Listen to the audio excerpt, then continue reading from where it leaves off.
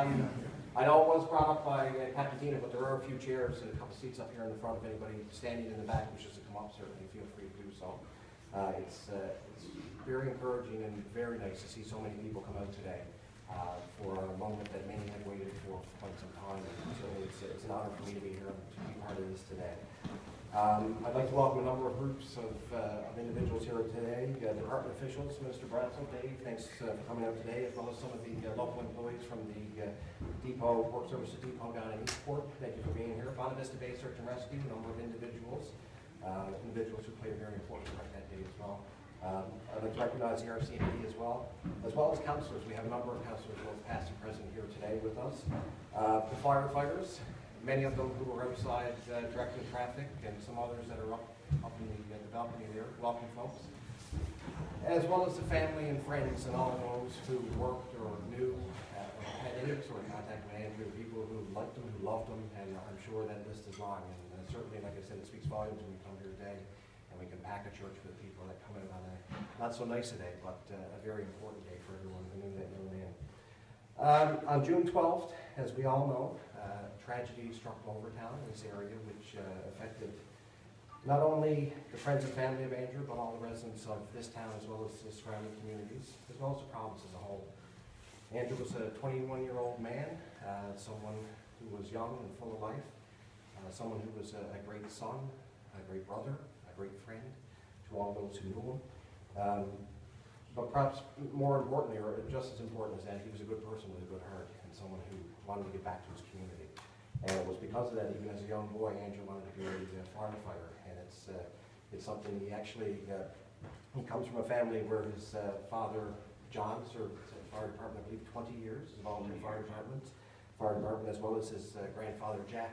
So Andrew was very keen on becoming a firefighter, which would make him a third generation. And he did just that after graduating high school. He put his name forward. It was only a short time after that he was accepted into the ranks of the Glovertown Volunteer Fire Department. And it's something that made him very proud, as well as his family and friends. Andrew would serve on the Glovertown Fire Department for 2 years, and it was at that time he didn't leave the fire department as such, but he had to leave because of work, and he moved out west to work. But he always promised, upon returning to his hometown, he would certainly pick up where he left off. Unfortunately, he never had an opportunity to do that. So shortly after Andrew's passing, the council and a number of individuals came up with the idea that it'd be nice in his memory to name the bridge just outside this church, the place where a tragedy had happened just a short time ago. And it was the thought of the councillors that it'd be a nice gesture to be able to take that bridge, a bridge that remained at this point is nameless, and to be able to put a name on that. A name is very important to the residents of this town. And I will say, we worked back and forth with the Department of Transportation Works for some time, but it was only until Minister Brazel, Dave was in the department. I went to Dave and I said, you know, we really got to try to get this done. If there's one thing I want to try to do before I leave this office is I want to make sure we can put a name on that bridge to honor this young man's life. And I'll give credit where credit's due. Dave was on board quite quickly, and Dave, as a volunteer firefighter himself, has served on the fire department. He understands the community dedication and the importance of service to your community. And he was very quickly on side. So thank you, Dave, for making that happen. Well, Andrew's memory will certainly live on forever in the hearts of his friends and family and all those who knew him. I think when we can put a name on a bridge, it's going to live on as a legacy to not only the people who know him, but the people of the town for generations to come, the province for generations to come. And I think it's important to be able to take a place that is perhaps a place of sadness currently, because that's where the tragedy happened, and turn that into a place where we can celebrate the life of Andrew. So take something that, obviously a place that's so important to us, but to be able to make that a positive place, a place of celebration, a place of recognition of a young man's life that was cut short far too young. And I was thinking, of course, Andrew's nephew. He's probably, he's very young. He wasn't born at the time when this happened, but I think it's so important when he gets older and he can drive across that bridge and see his late uncle's name on that bridge. It certainly means a lot, I can imagine, to a young man that'll grow up and be able to recognize how important his uncle was and how much people thought of his uncle. So we're not only doing it for us here today, but also for the family and also those who come after Andrew. And as I said, I'm happy to be here today, and I'm so pleased that the family could be here today as well for what's a very important event. So without any further ado, I'd like to call on Minister Brazel to come forward and say a few words, if you would, please. Thank you, Sandy. It's an honor to be here. Mayor, Mr. and Mrs. Shepherd, members of the Shepherd family, our clergy, counselors, our first responders, search and rescue, or particularly the citizens here. It's with mixed emotions here when you talk about recognizing a man who left us so early. But as Sandy said, this is about celebrating his life. It's celebrating what Andrew stood for and the type of individual he was. When I came back out in November and had the opportunity and the honor to get up and announce that we would honor Andrew by naming the bridge after him, I got a chance to talk to some of the people that were in the fire department with him. I got a chance to speak to his father about it, a number of his friends and that, and got a real understanding of what this young man was really like. And this was a man who took pride in being a volunteer, was committed to his community, was inspired by his family, his father and his mother and grandparents and his siblings around being a volunteer and what it meant to give to the community. And it's unfortunate when somebody who has so much life and so much energy is taken early in life. All we can do is recognize their contributions, and in some rare cases we get a chance to immortalize that through what we're about to do today. And the more I read about it, the more I spoke to Sandy about Andrew, and the better understanding I got as a firefighter myself, and as somebody, when I looked at it coming up through the cadets, and that I realized there's no doubt Andrew was a much better cadet than I was, and no doubt a much better firefighter. But it gave me a better appreciation for what this young man had done and what it meant to the community itself. So, as an elected official, every now and then you get to do the right things. And I'm convinced 150% this is more than the right thing to do. We get an opportunity to acknowledge a young man who committed to his community, committed to his family, committed to being brave enough to put himself ahead of his own fears and that to protect people. And that's the testament that not a lot of people will say is what drives them. So it's an honor on behalf of the government of Newfoundland and Labrador, and I know I speak on behalf of all the people in this province when we get an opportunity to do this. And I'm honored to be here, and I do look forward to being able to recognize Andrew and recognize his community for coming together and supporting them. For those who put it forward, and I know they lobbied Sandy, and I got to give credit to him, he continued to lobby me around how we can make this work, and I'm happy to be able to say we did this, and I'm looking forward to it. So while at times it may be a somber moment, let's move beyond that, because this isn't about a somber moment. It's about celebrating a young man, a community leader, somebody who was dedicated. There's no doubt if he was here now, and if it was somebody else who were doing it, he'd be in uniform, and he'd be very proud to be part of the Young Bailey. So thank you. I look forward to this, and it's an honor to be here. Thank you, Dave. If I can call upon Mayor Churchill to come forward, please. Thank you, Minister Collins. You know, we've already talked, Sandy's already, Minister Collins. That would be easy. We've already talked about when this happened, but I saw somebody here this afternoon that I realized was probably the reason that this all came about. We were sitting around the council table, and it came up, of course. You know, it would be nice if our bridge was named, and it was Sean Rowe, actually, who was sitting down there today, who suggested it at the time and made it, and of course from that point on, it made it part of our agenda to get that done. So I guess it's a moment, a special moment for you too, Sean. But it is a bittersweet, I guess is the only way you can describe this, in terms of having the bridge and having it named, obviously is going to be very important, hopefully down the road, but it's also a very bitter, very sad moment, of course, that you have to do this in memory of someone like Andrew, who's so young. I do want, of course, as well, to welcome Andrew's family here, his friends, his family's friends, Minister Collins, Minister Brazel, but of course, you know, the firemen who are here, the search and rescue. It's all of you people together, of course, who make this important and make this work. It was 2 years ago, actually, almost 2 years ago, a little over 2 years ago now, I guess, that the actual request, the official request, was made to government, as Sandy just mentioned.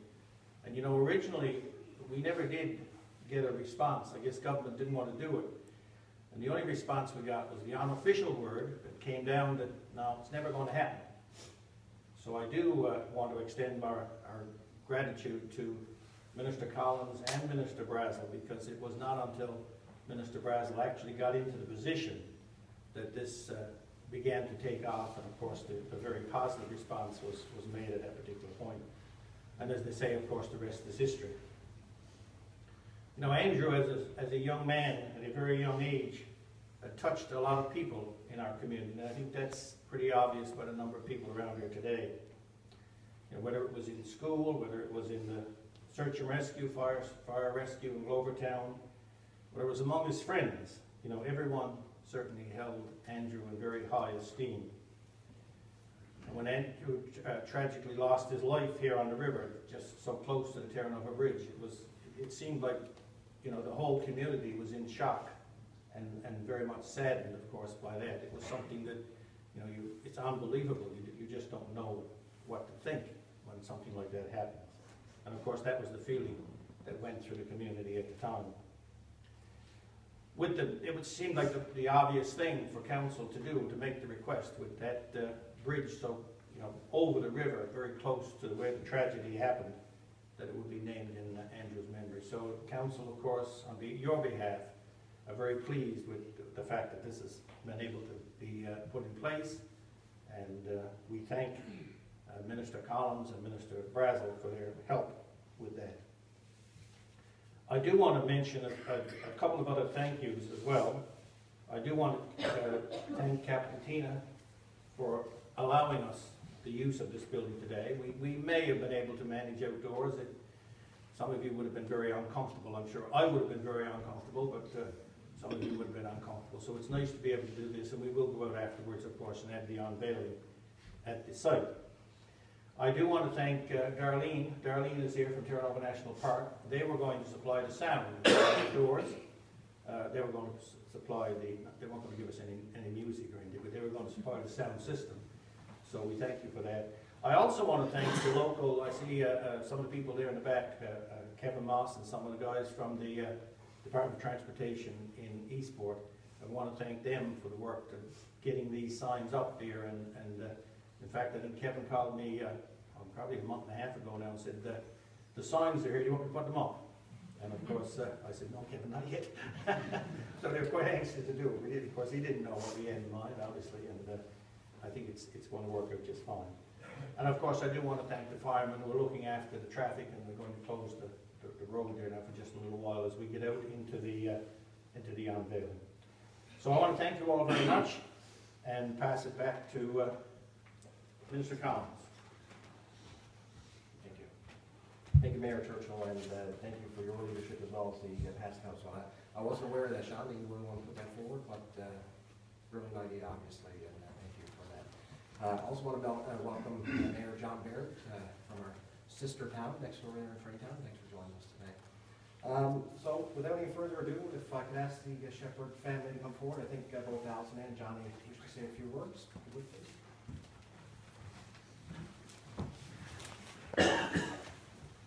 The old English teacher just told me to take a deep breath. He didn't tell me that in school, though. Where to start? Yes, it is a bittersweet day for us. Lots of emotions going on. I hope I can get through this.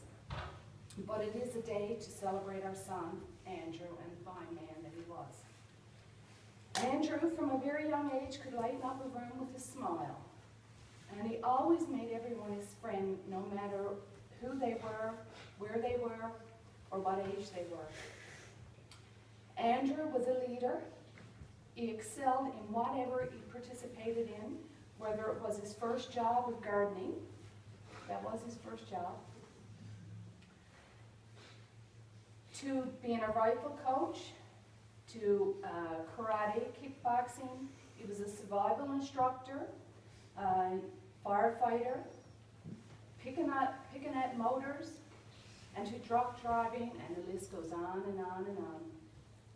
At his young age, Andrew did a lot and seen a lot, from speaking at a Remembrance Day ceremony at Beaumont Hamel, to traveling to the Northwest Territories to work, and points in between.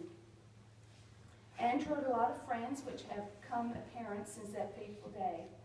And as one man whom I never ever met wrote on his Facebook wall, he was a young fellow you would never forget. I know today Andrew will be proud. But I can hear him say, "Don't be so foolish, boys. Sure, 'tis only me."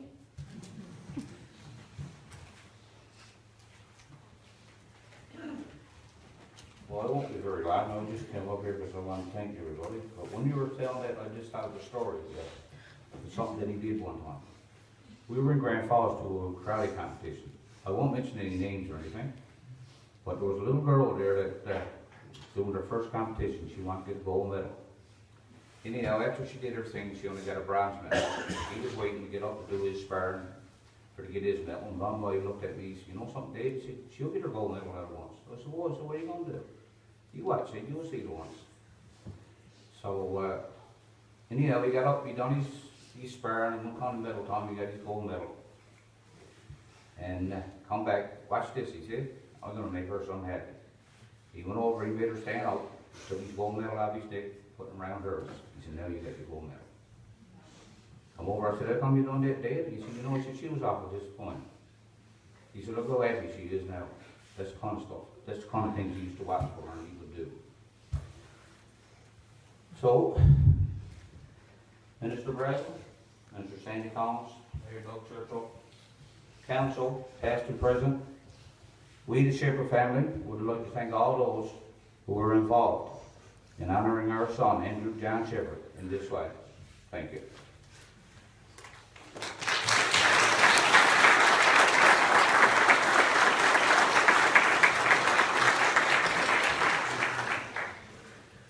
John Johnson.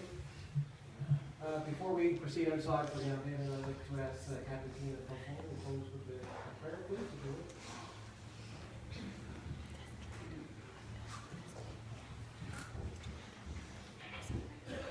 As you said, a bittersweet day.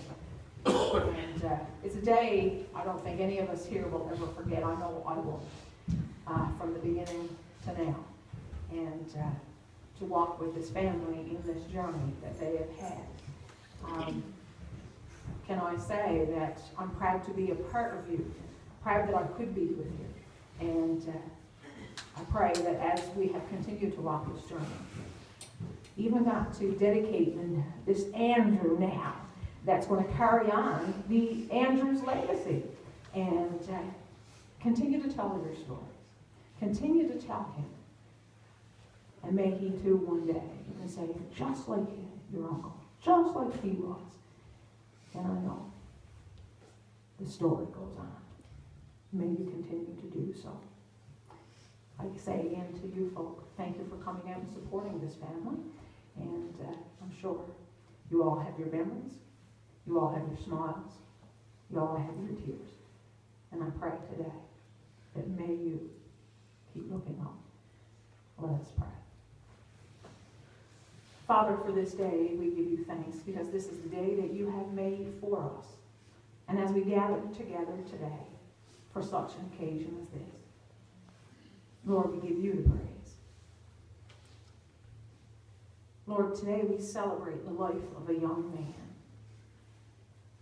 A young man that you loaned this family for just a little while. But Lord, I believe that you placed in his heart a love for his community, a love for his family, and a love for others. Lord, we thank you for placing in his heart a compassion for the people that's around him. And Lord, I believe that as he showed that compassion and love to others, that he extended your hand to those around him. So today, Lord, as this bridge is being named after this young man, Lord, may you bless us. And as each one of us drive past it, as we walk over it, and as we see the name, may we remember of the kind of young man that you have given us. And may we too show the same compassion and the same love for others as he did, as you did through him. So Lord, bless each person that's gathered in here today. And Lord, bless the family. Surround them. Lift them, Lord. And today, may we give you thanks for the awesome memory, the gift of memories that you have given us of Andrew. Bless each one, Lord. In your name we pray. Amen. Amen. And amen. Bless you. Now I'm going to put a little plug in. Sunday night, if you've got nothing to do, you just all calm down. And I'll tell you what, I'm even going to entice you a little bit more. I'm not even going to preach. You just all coming down with 6:30, if you've got nowhere to go, come on down. Amen. Thank you, Captain Tina. And now if I can ask everyone, just for a bit of patience, I guess if we can have the family go first and proceed to the bridge and then everyone follow. We're going to go to, obviously, this end of the bridge just outside there. So thank you again for coming out. Sincerely appreciate it. And if I can speak on behalf of the family, I want to show it gives them great comfort as well. I appreciate it. So thank you.